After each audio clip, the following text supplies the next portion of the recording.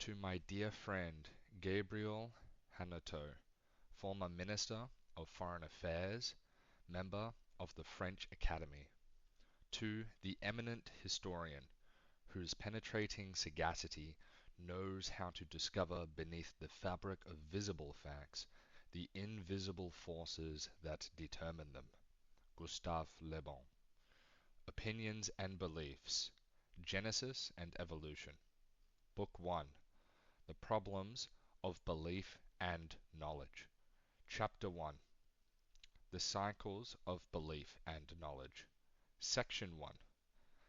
The Difficulties of the Problem of Belief. The problem of belief, sometimes confused with that knowledge, is nevertheless quite distinct. Knowing and believing are different things, having different origins. Opinions and beliefs, along with our conception of life, shape our conduct, and consequently, most historical events. Like all phenomena, they are governed by certain laws. But these laws have not yet been determined. The realm of belief has always seemed shrouded in mystery. This is why books on belief are so few, while those on knowledge are countless. The few attempts made to elucidate the problem of belief are enough to show how poorly it has been understood. Accepting Descartes' long-held view, authors repeat that belief is rational and voluntary. One of the aims of this work will be precisely to show that it is neither voluntary nor rational. The difficulty of the problem of belief had not escaped the great Pascal. In a chapter on the art of persuasion, he rightly observes that people, quote, "are almost always led to believe, not by proof, but by appeal." Unquote. But, he adds, quote, "the art of persuasion is incomparably more difficult, more subtle, more useful, and more admirable.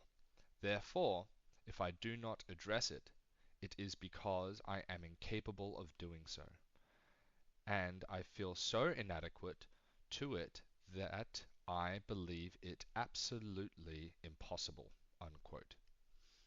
Thanks to the discoveries of modern science, it seemed possible to us to tackle the problem that Pascal had shrunk from. His solution provides the key to many important questions. How, for example, are religious or political opinions and beliefs formed?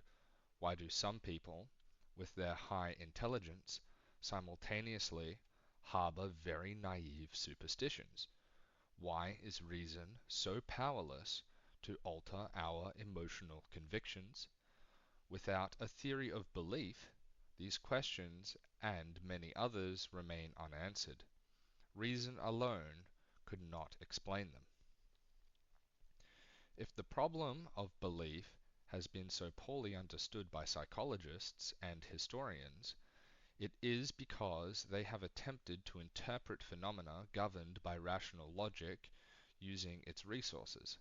We will see that all elements of belief obey logical rules, very reliable rules, but completely foreign to those employed by the scientist in their research. From my earliest historical studies, this problem had haunted me. Belief clearly appeared to me as the main factor in history. But how to explain such extraordinary facts as the foundations of beliefs determining the creation or fall of powerful civilizations? Nomadic tribes, lost deep in Arabia, adopt a religion taught to them by a visionary, and thanks to it, in less than 50 years, they found an empire as vast as that of Alexander, illustrated by a splendid blossoming of marvelous monuments. A few centuries earlier, semi-barbaric peoples converted to the faith preached by apostles from an obscure corner of Galilee, and under the regenerative fires of this belief, the old world crumbled to make way for an entirely new civilization, every element of which remains imbued with the memory of the God who brought it into being. Nearly 20 years later, the ancient faith is shaken. Unknown stars appear in the firmament of thought.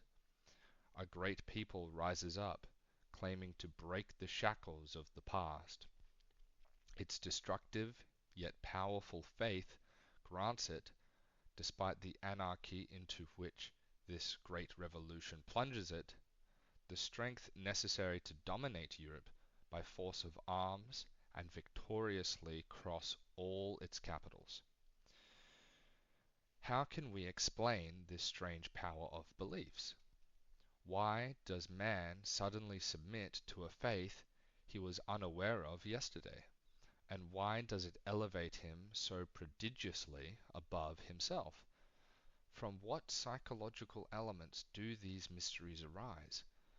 We will try to answer this.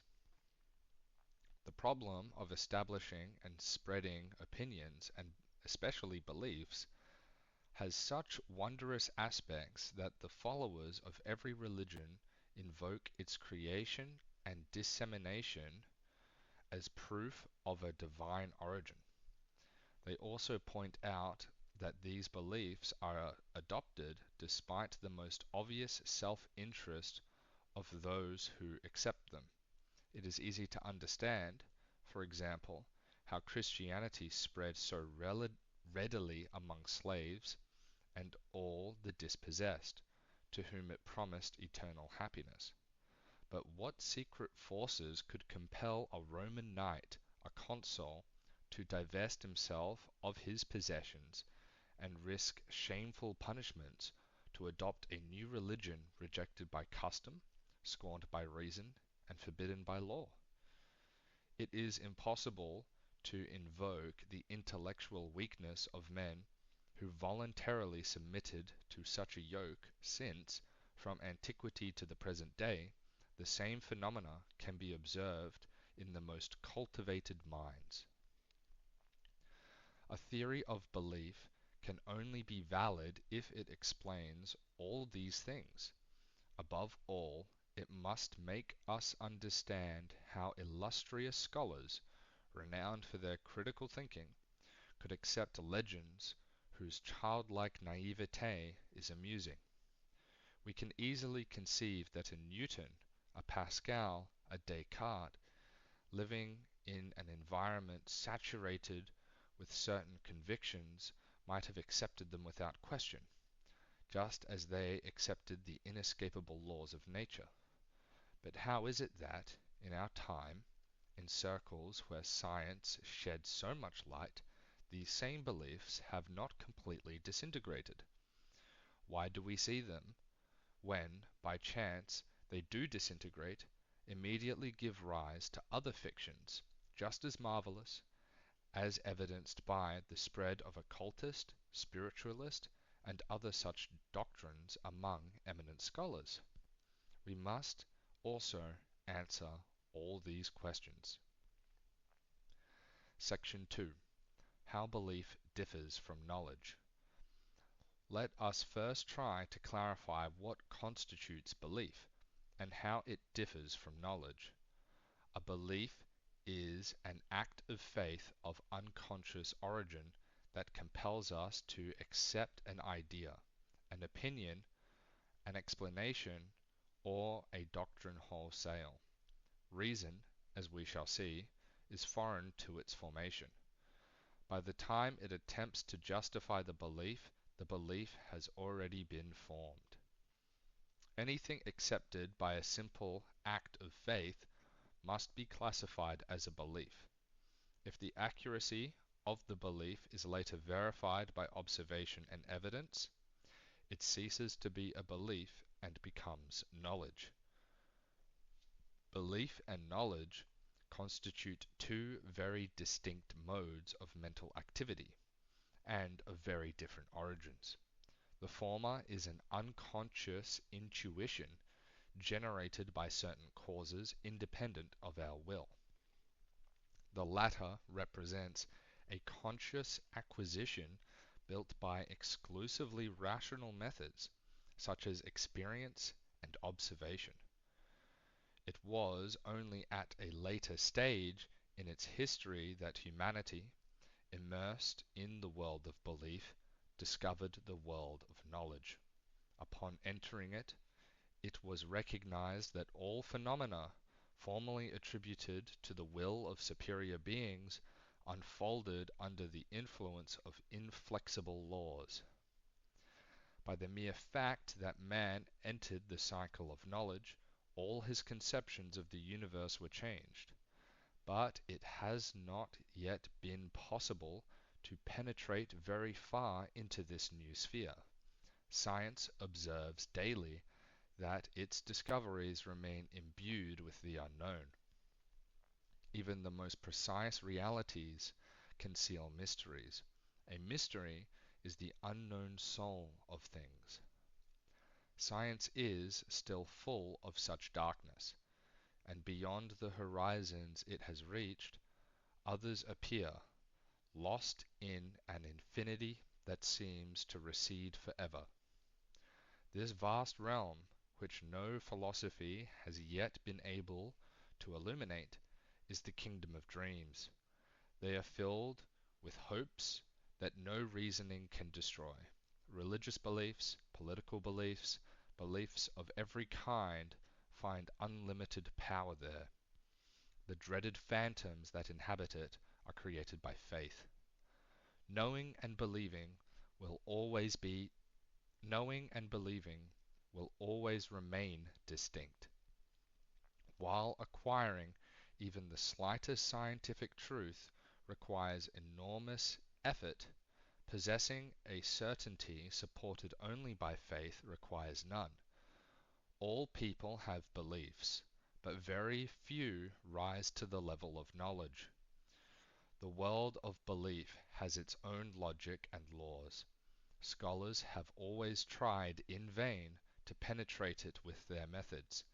This work will show why they lose all critical thinking when entering the cycle of belief and encounter only the most disappointing illusions. Section 3. Respective roles of belief and knowledge. Knowledge is an essential element of civilization, the main driver of its material progress. Belief guides thoughts, opinions, and consequently conduct. Once believed to be of divine origin, beliefs were accepted without question. Today we know they originate from ourselves, and yet they still hold sway. Reasoning generally has as little hold on them as it does on hunger or thirst. Formed in subconscious regions inaccessible to the intellect, a belief is endured, not questioned. This unconscious and therefore involuntary origin of beliefs makes them very powerful. Religious, political, or social, they have always played a dominant role in history. Once they become widespread, these beliefs form attractive centers around which the lives of peoples revolve, leaving their mark on all aspects of a civilization. This civilization is clearly defined by naming it after the faith that inspired it. Buddhist civilization, Muslim civilization, Christian civilization. These are all very apt terms. This is because, by becoming a center of attraction, belief also becomes a center of distortion.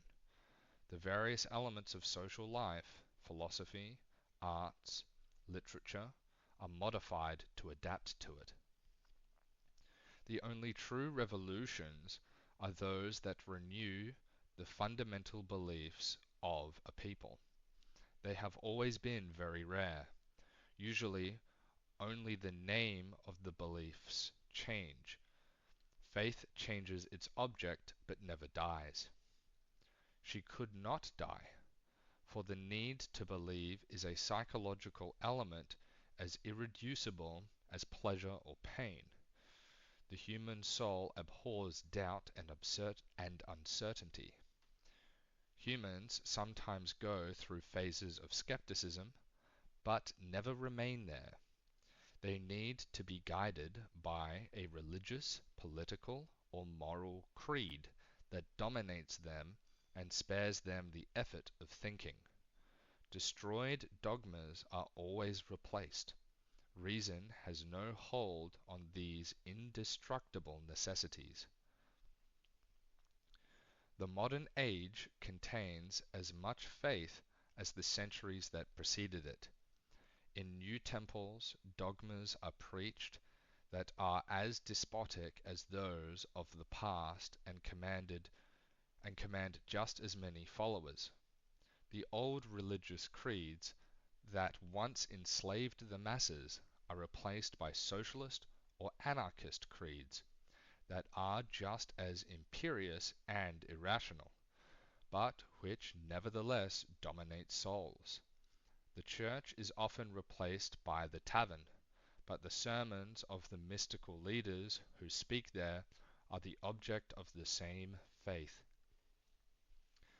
And if the mentality of the faithful has not changed much since the distant past, when, on the banks of the Nile, Isis and Hathor attracted thousands of fervent pilgrims to their temples, it is because, throughout the ages, feelings, the true foundations of the soul, remained fixed. Intelligence progresses. Feelings do not change. Faith in any dogma is undoubtedly often an illusion, yet it should not be dismissed. Through its almost magical power, the unreal becomes stronger than the real. An accepted belief gives a people a shared way of thinking, generating their unity and strength. Since the domain of knowledge is very different from that of belief, opposing them is a futile task, although attempted daily. While increasingly free from belief, science remains deeply imbued with it. It is subject to belief in all poorly understood subjects, such as the mysteries of life or the origin of species. The theories accepted within it are merely articles of faith, possessing only the authority of the masters who formulated them. The laws governing the psychology of belief do not apply only to the great fundamental convictions that leave an indelible mark on the fabric of history.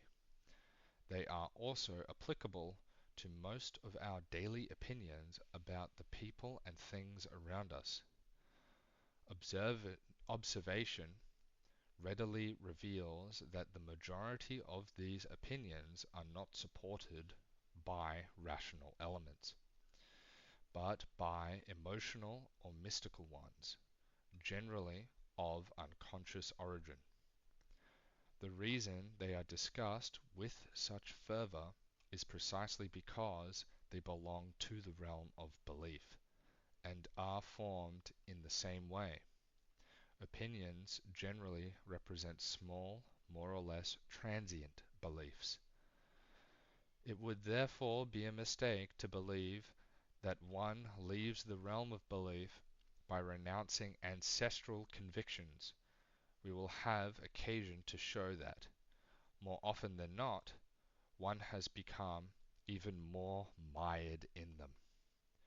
The questions raised by the genesis of opinions, being of the same order as those relating to belief, must be studied in the same way, often distinct in their effects, Beliefs and opinions, nevertheless, belong to the same family, whereas knowledge belongs to a completely different world.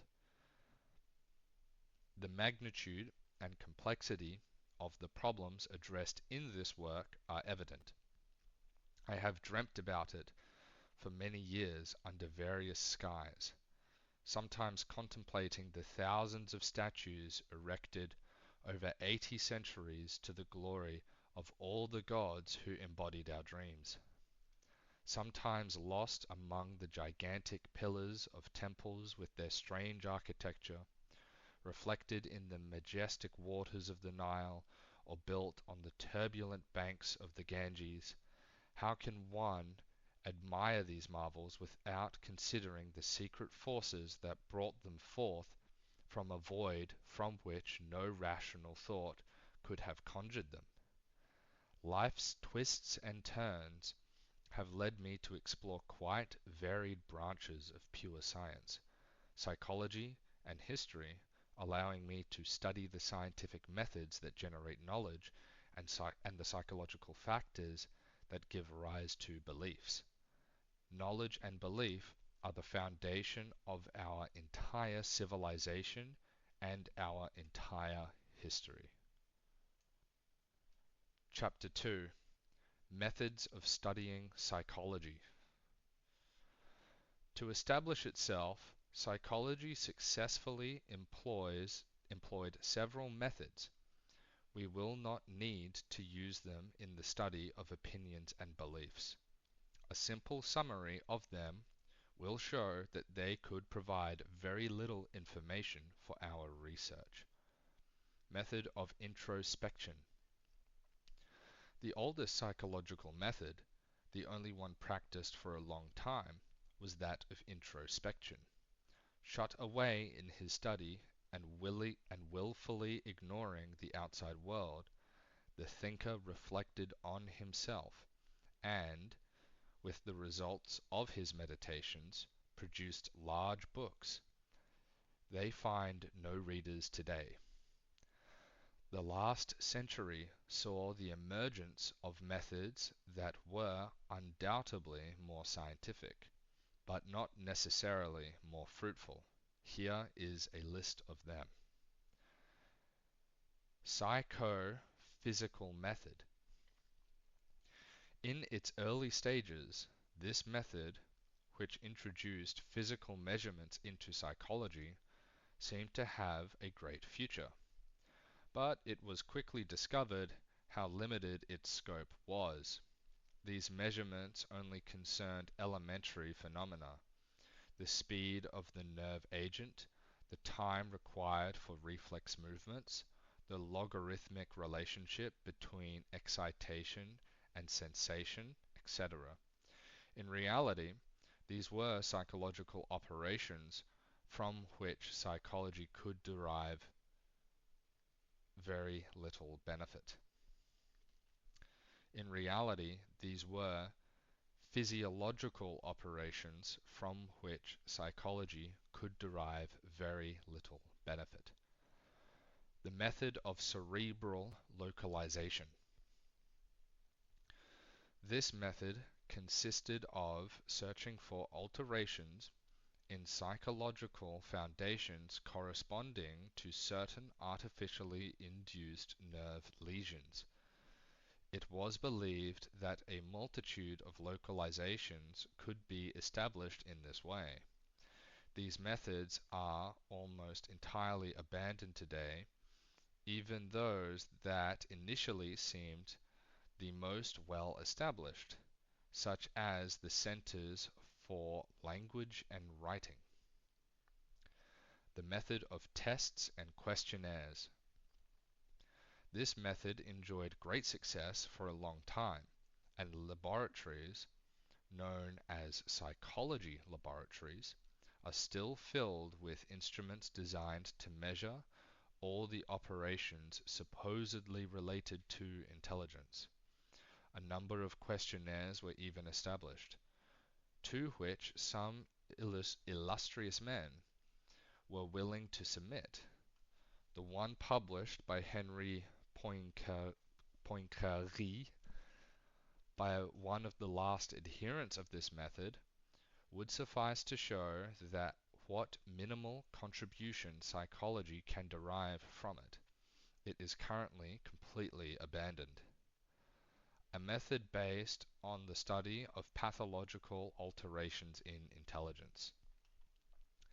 This method, the last of its kind, is certainly the one that has provided the most documentation on unconscious psychological activity, mysticism, imitation, personality disintegrations, etc. Although very limited, it has been fruitful. Although in Although new in its application, pathological psychology was not ignored by great playwrights like Shakespeare. Their powerful powers of observation led them to discover phenomena that science would only later define. Lady Macbeth is portrayed as hallucinating. Othello as hysterically epileptic.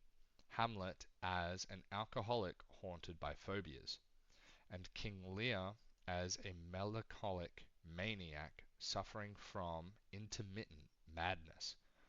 It must be acknowledged, moreover, that if all these illustrious characters had been normal individuals instead of possessing altered and unstable psychologies, literature and art would not have needed to concern themselves with them. A method based on comparative psychology. Still very recent, this method has so far been limited to the study of instincts and certain elementary reactions called tropisms. However, it appears likely to be one of the methods of the future. To understand the mental phenomena of higher beings, one must first study those of the lowest creatures. This obvious truth, however, is not yet apparent to psychologists who claim to establish an irreducible distinction between human reason and that of the beings below us. Nature does not recognize such discontinuities. Nature does not recognize such discontinuities, and we have moved beyond the era when Descartes considered animals as mere automata. This study is, moreover, fraught with difficulties. We observe more and more each day that the senses of animals, and consequently their sensations, differ from our own.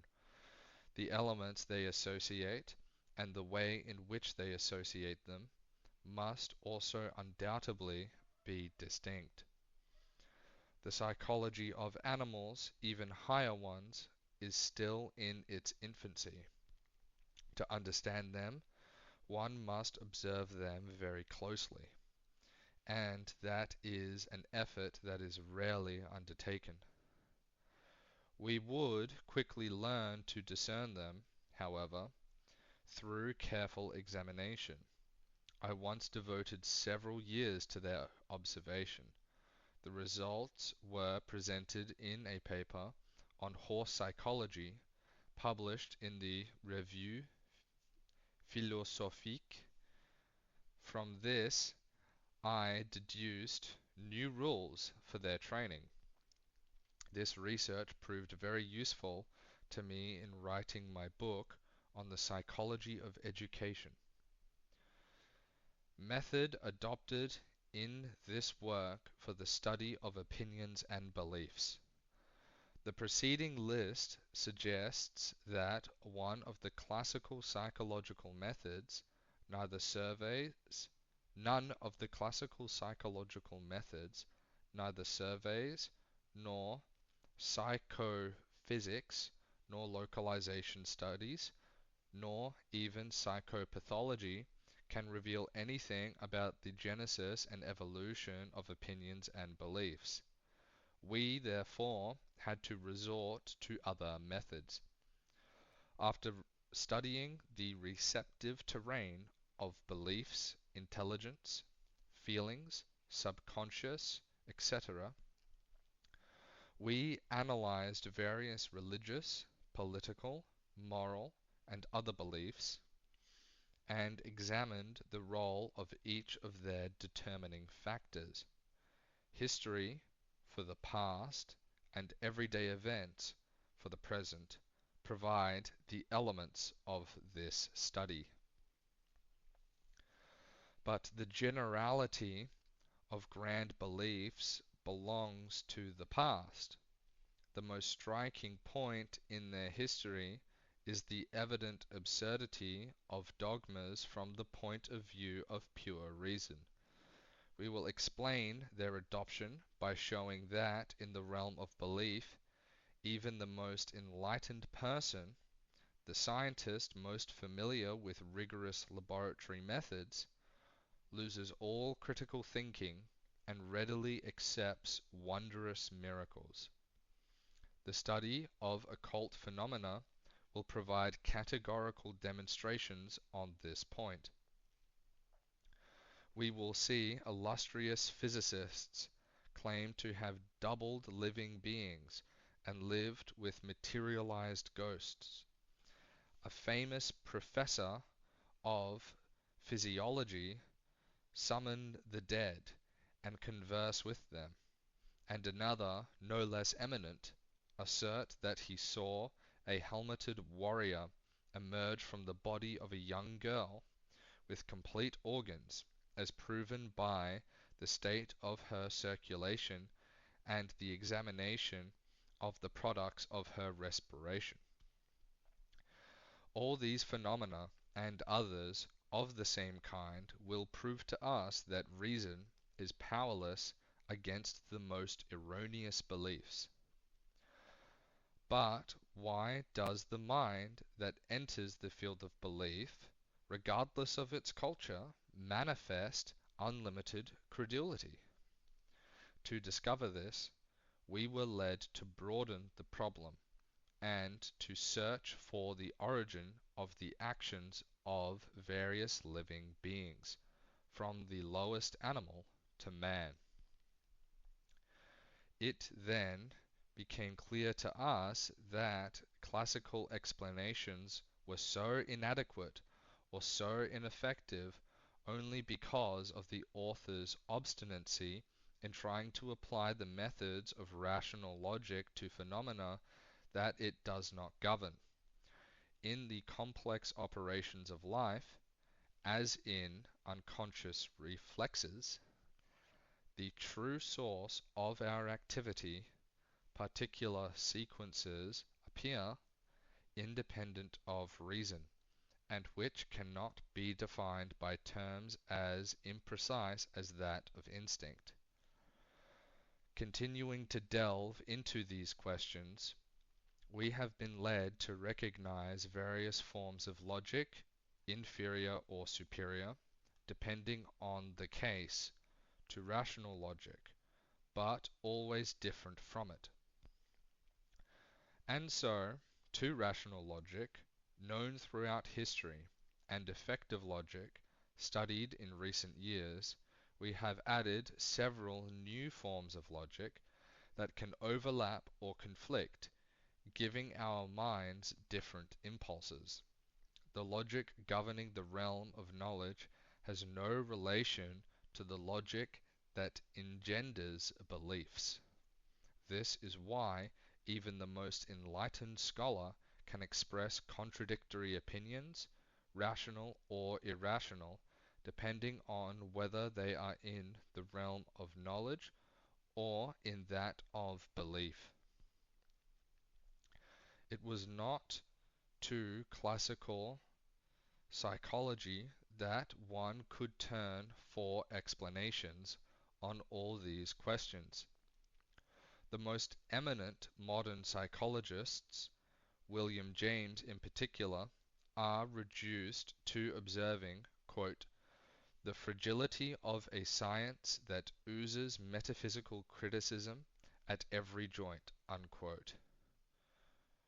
Quote, "We are still," unquote, he writes, quote, awaiting the first glimmer that must penetrate the darkness of fundamental psychological realities, unquote, without entirely agreeing with the illustrious thinker that psychology books contain only, quote, a string of crudely observed facts, a few quarrelsome and verbose discussions of theories, unquote, we must acknowledge, as he did, that classical psychology does not contain, quote, a single law, a single formula from which we can deduce a consequence as one deduces an effect from its cause, unquote.